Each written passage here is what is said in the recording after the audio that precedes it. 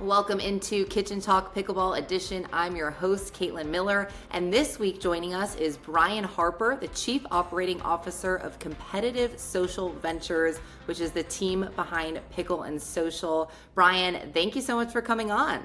No, thank you for having me. So for those of you, people listening that don't know what Pickle and Social is, how would you describe kind of the model, the atmosphere behind these places? Sure. Well, look, pickleball is in the name, so it's obviously one of our core competencies. We are a 4-acre development with over 30,000 square foot of air-conditioned space, which is inclusive of indoor courts, full-service restaurant, bar, event space, rooftop patio. We have 8 outdoor pickleball courts and then 2 covered courts, all centered around the nucleus, which is our yard area, which is the kind of the hub of where the excitement comes. We are entertainment. We're full-service restaurants, so we're more than just pickleball. We are a place for kind of all ages, demographics to play, all skill levels of pickleball, or if you just want to come hang out and never play pickleball, you can do that as well. Yeah, and I think, your first location is Atlanta. I saw you're opening up a second facility in Scottsdale, right? Which is exciting. Congratulations. And that's what I've actually been to the Pickle and Social in Atlanta. And I think it's just so amazing, kind of like what we were talking about is if you play pickleball, you'll love it, right? You can play, socialize, drink, eat, do whatever you want, which is what the pickleball community is all about. But if you have younger kids or other people that are not as interested in pickleball, there's also so much to do. I think I was seeing the kids playing soccer outside, and there's cornhole and just a lot more to it. There is, from human foosball to cornhole to a plethora of yard games. We activate with live music. We just did a PBR rodeo night and had an inflatable bull out in the yard area, axe throwing. The big space that allows us to activate it kind of how we see fit. But you're right, our goal is to cast as large of a net as possible for that kind of market share and drive people outside of just the pickleball vertical. A quick break to tell you about something that's honestly helped me stay on the court longer and recover way faster. It's called Kinian. If you're dealing with knee or back pain like myself, tight shoulders, or just general soreness from playing a lot of pickleball, their recovery tools are a total game changer. The Move Plus Pro uses red light therapy to reduce inflammation, relieve pain, and help your body heal faster. And it's small enough to fit in your pickleball bag. Kinian also has a trigger point therapy tool that's designed to release muscle tension, break up tight spots, and improve mobility with targeted pressure. It's quick, effective, and super easy to use. So use code Caitlin for 10% off or scan the QR code right in front of you. From pain to possible, get back to doing what you love both on and off the court. Now back to the show. And so, Brian, how did you come up with this concept? Are you a big pickleball player yourself? I am not. I got into the sport and fell in love with it during the pandemic. I was living in Las Vegas. I was running our Topgolf Las Vegas sales team, and the pandemic hit, and I got involved with pickleball. It was a group of about 24 of us playing, and it felt that Topgolf side of things where we were eating, we were drinking, we were rotating in. But the most impressive thing was how limited of inventory we kind of had. So we were just on 2 courts, and being in the entertainment space, I joined a partnership group, and we kind of wanted to jump into the explosion of the pickleball space. We want to wrap our expertise of food and beverage in around it and do all those things that we've previously talked about and more than pickleball. So we did, but we had 2 other concepts that were already in the hopper first to kind of get launched, and it really kind of paved the way for some of the skill sets that we have introduced at Pickle and Social that are good drivers for us. There are ways for us to differentiate ourselves from the other pickleball spaces in the vertical. Yeah, I love that. And going from like a Topgolf to, a pickleball facility with like a very similar concept, Was that a pretty easy transition, or were there, lots of surprises or challenges along the way? Yeah, look, I think Top Golf paved the way for that entertainment. Eatertainment is how I like to call it. Explosion. They made it easy to, from a market understanding, from a consumer's perspective, to understand that it's more than just the actual activity. That it's going to be all encompassing. So that made it easy. I do believe that they were the trailblazers, and they did it really well, as you can see by the success. So being able to be a part of Top Golf and then replicate a lot of the wins, maybe cut out some of the opportunities that we had to face growing that company, made it a little bit easier. But pickleball was such a meteoric rise that people just wanted so much of. So getting people in the doors wasn't the problem. And I think for any business, if you can say, hey, I know that I got guests coming through the doors, you can try to figure the rest out. That's the hardest part, is getting people through the doors. And that was the easy part. And that's just in large part of the sport and the success that's been behind it. Definitely. And Atlanta is, fortunately such a hub for pickleball. I feel like there's so many players, wanting to play. And so when did you guys open the Pickle and Social? Like, were you one of the first places in Atlanta to play, or did you have a lot of competition when you first started?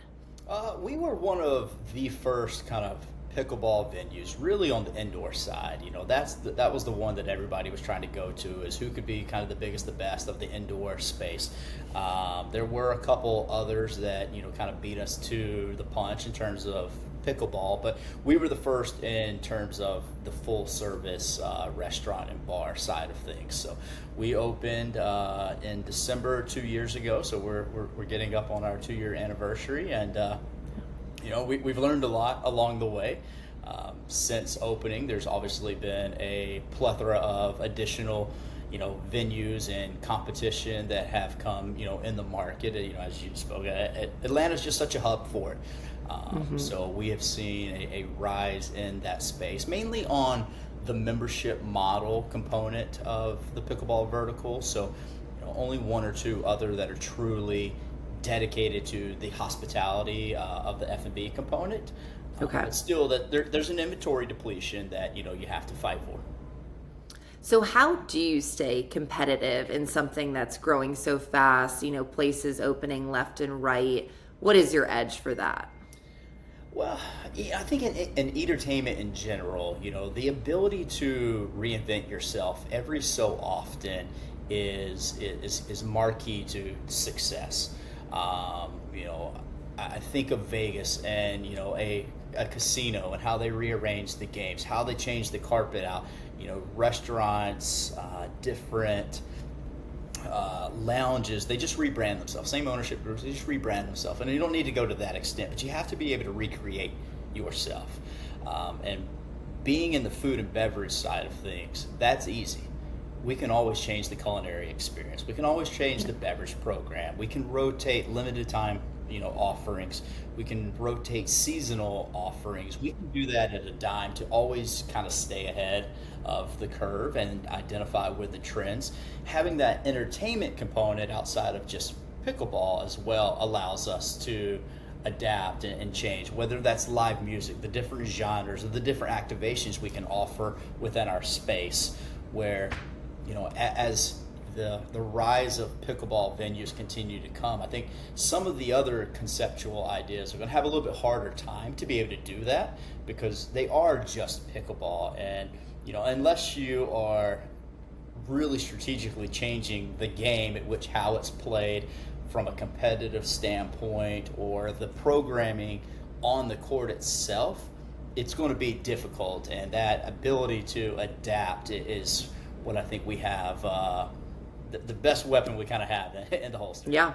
No, that's amazing. And that was kind of going to be my next question. Is I think that's always like the golden question, right? For people looking to open up facilities, is like, and as someone that works with a lot of these owners, it's interesting. Like some people are like, oh, it's best to have a smaller number of courts, or it's best to have a bar and restaurant, or maybe not, because, that requires extra employees and other, charges as well. So from your experience, what would you say is the most successful model, with pickleball, and why?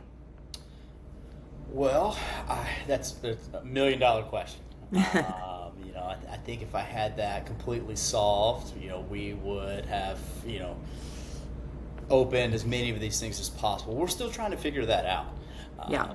All of those suggestions that you've made have been key components of success of different venues, whether that is limited inventory, which essentially kind of creates that false sentiment of demand. That's valuable. Of course, you could say, well, you can go bigger, and that's more inventory. But you're correct. There's more overhead associated with that.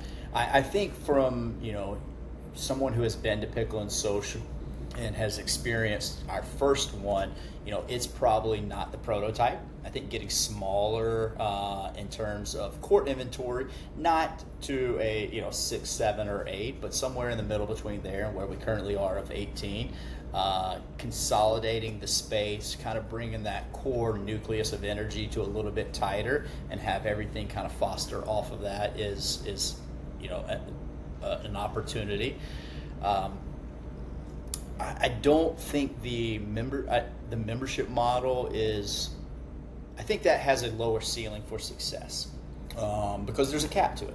Ultimately, those successful membership models, they plateau because inventory is eaten up, and the only way to kind of grow within that is to build and keep growing. So I think that much like golf, where there was a rise in golf and memberships exploded, at some point there is a market correction where they will, I don't want to say cannibalize each other, but the cream will rise to the top. And there will be an opportunity for, I think, the Eatertainment venues like myself to continue to grow, because the sport's not going anywhere. The sport only continues to grow, and as you look at the demographics and the market shift, it's only getting younger and younger, and it's moving from a historically older audience to that social seeker audience of 18 to 45, which is now the biggest pool of pickleball players. And it just got to that point. So again, conceptually, when you think of the foundation of pickleball and where we are currently, the bulk of the players are within a year to 2 years of their experience in the pickleball space, which lends to, that inures to the benefit of places like a Pickle and Social. Totally. As a place that prides itself on being a non-intimidating environment, a first chance opportunity to be introduced to the sport, I think we're in a really good spot as the sport continues to ascend, and we get to be the place that opens the doors and welcomes those first timers. Well, and I think that's so great, because when you ask people like what is their favorite part about pickleball, like I grew up playing every sport basically imaginable, and everyone says, especially that 18 to 45, right, when maybe you're in college or graduating college, you're in your professional life, like everyone's seeking that community. And so that's what was so fun, like with Pickle and Social. When I went there, we were traveling for like Club Wars in Atlanta with our team, and it was so fun because like some of us were eating, having drinks, and some of us were playing. And so it really enables that like socialization that I feel like people really look for pickleball, and you can go meet new people, go with friends and family, but then afterwards you can actually sit down, chat, whereas like some other places it's loud or it's all pickleball and there's no places to sit, and so you're just kind of like in and out, and then if you want to hang out with those people you can go elsewhere. But I think it's great that you're able to, at your location, actually create that sense of community. Yeah, that social community is at the core of what we want to do. I mean, look, we're competitive social ventures for a reason. We're competitive at heart. We want to placate on that competitive environment, but we want to produce that social atmosphere But going back to kind of one of your questions earlier, Caitlin, that is also one of the hardest parts of an entertainment venue, because from the marketing and the programming side of things, you have two strong audiences. You have a core pickleball loving audience, and then you have the social seeker audience, and promoting to pickleball players to come play at a world class facility isn't always. They don't want to see the social side of things because it eats up inventory. But vice versa, when you're trying to placate to a social audience, promoting or designing things that are focused on the pickleball player comes across as intimidating. So it's a very fine line of balance of when and how and where to do it. So it's not just a straight line.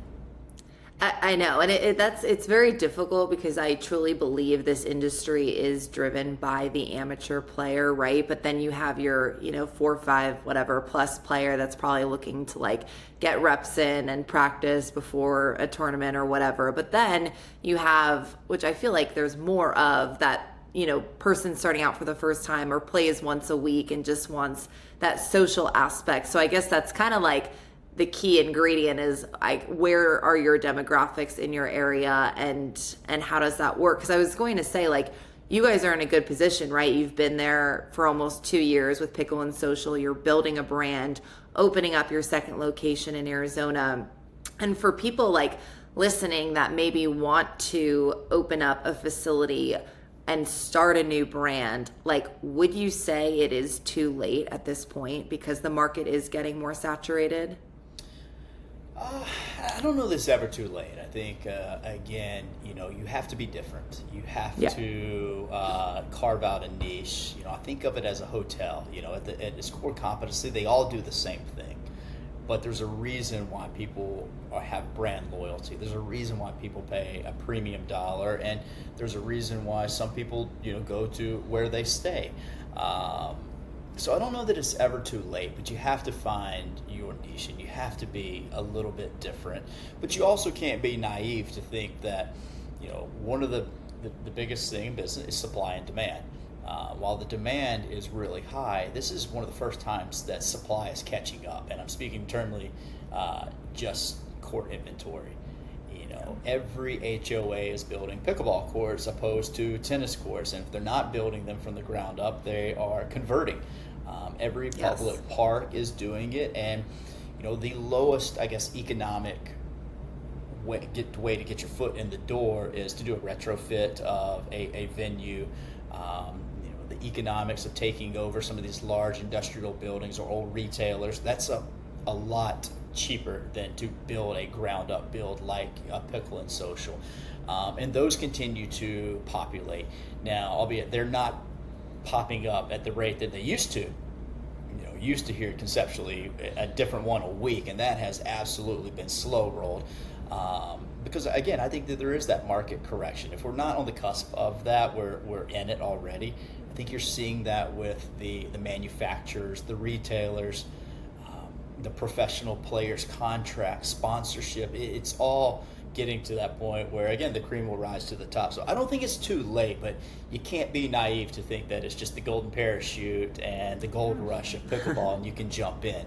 I would encourage everybody, I'm all about the entrepreneurial spirit. I want everybody to, find success, but you got to find different revenue drivers and different triggers to put people in the door, just to be different. Right. Totally. And I mean, so talk to me about some of the goals, like with Pickle and Social. Obviously, you have your first facility well on its way, have the branding for that, opening up a new facility in 2026 in Scottsdale. What would your, short and long-term goals be for Pickle and Social? Well, short term is to continue to have kind of an ear to the market and understand when the right time to deploy growth is. We still believe in the vertical. We still believe in the sport and the Eatertainment component behind it.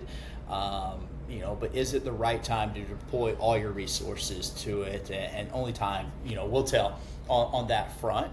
Long-term goal is that, again, I keep using the term, the cream will rise to the top, just because there's so much flooded within the vertical right now. Unfortunately, not everybody will make it. Long-term is we do. we find ways to reinvent ourselves and keep attracting guests to the venue, and we become a national brand, that we hope to do.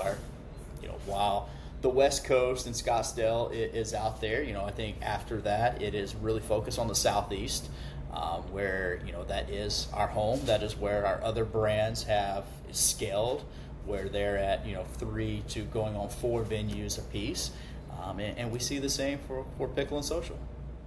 I was going to ask you, like, when you started in Atlanta, you lived there, that makes total sense, and then you chose Scottsdale. Talk to me a little bit about, like, how do you choose, which cities to target and why? Well, a little bit of it is just truthfully, I saw the success of Topgolf. I saw which markets just absolutely gravitated and were enamored by the Eatertainment component. And there's a couple revenue drivers from that side of things. There is the transient guest and household income, weather and what will drive them, off of a public, in that terms, a traditional green grass golf course versus coming and playing a non-traditional golf aspect. The other is corporate America. What is the density in terms of corporate businesses in and around that market? We love a convention market where they're bringing guests in who, from around the country who don't typically have those kind of things. All those mixed in, good hotel, rooftop occupancy, all that helps the drivers to make it 365 and year round, and that's ultimately what we want to be in business is 365. So those are the big key kind of revenue drivers for us when we look at demographics. But ultimately, the dollars and cents and the economics of the real estate structuring has a lot to do with it as well.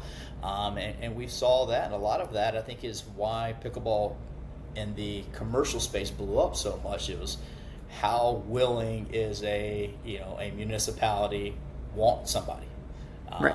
Because that drives and makes that low barrier of entry a lot easier.